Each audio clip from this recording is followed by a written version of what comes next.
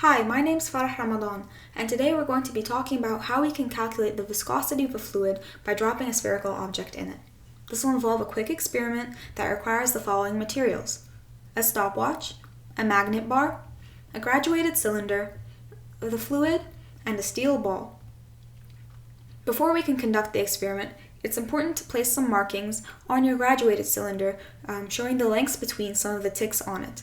This will be important when calculating the terminal velocity of the ball. The experiment is as follows. First, we're going to be filling the graduated cylinder with our fluid of choice. This fluid is of unknown viscosity, and the purpose of this experiment is to calculate its viscosity. We'll then drop the spherical ball in it, or a steel ball in it. It doesn't need to be a steel ball, it just needs to be a ball of known density, because we'll need its density in the calculations. Since we're using a steel ball, we can use a magnet bar to remove it. And we'll repeat this experiment a few times just so that we can be more sure of our results.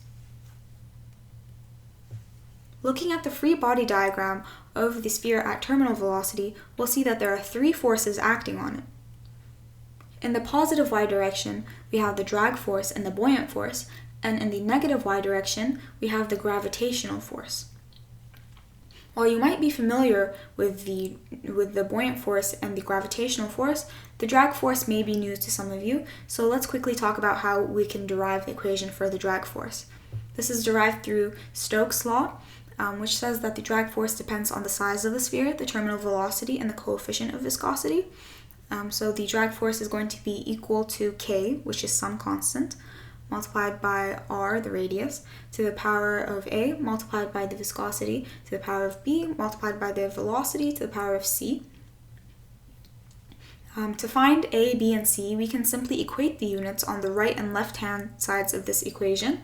And if we do this, we're going to find that a equals 1, b equals 1, and c equals 1.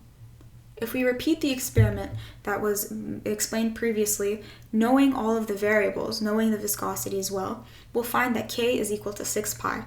Now if we plug this into the equation, we get that the drag force is equal to 6 pi multiplied by the coefficient of viscosity, multiplied by the radius of the sphere, multiplied by the terminal velocity that it reaches.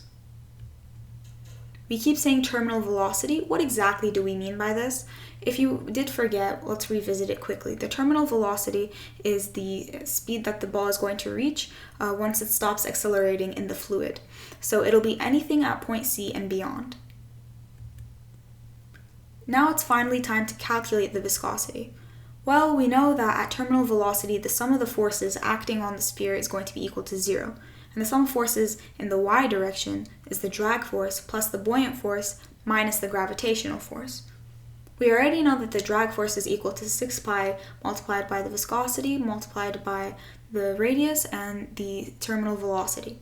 And we know that mg minus the buoyant force is equal to 4 over 3 pi r cubed into the density of the ball minus the density of the fluid multiplied by gravity. If we use these two equations and plug them into the equation in the first line on this slide, we can rearrange to find that the viscosity of the fluid is equal to 2 over 9 r squared into the density of the ball minus the density of the fluid times gravity over the terminal velocity. Now to make this more applicable to the experiment described, we can substitute the radius and the velocity out of the equation and find that the coefficient of viscosity is equal to d, the diameter squared, into the density of the ball minus the density of the fluid multiplied by gravity multiplied by the time over 18 times the length. Now the time here is the time for the ball to travel through the length in the denominator. And this is how we were able to find viscosity. It's very simple and can be done in almost any laboratory or classroom. I hope you enjoyed this quick podcast, and if you wish to read more, please feel free to visit any of these references. Thank you.